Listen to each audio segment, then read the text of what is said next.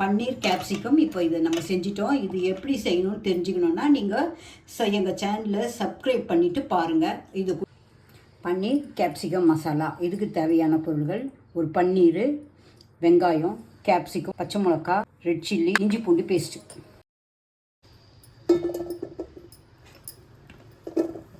Fry பண்ணி எடுத்துக்கணும்.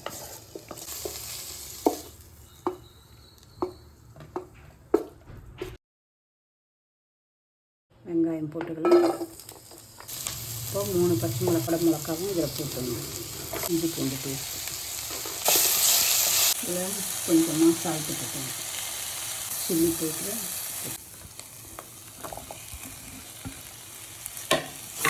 Soya sauce கொஞ்சம், டொமேட்டோ சாஸ் கொஞ்சம்.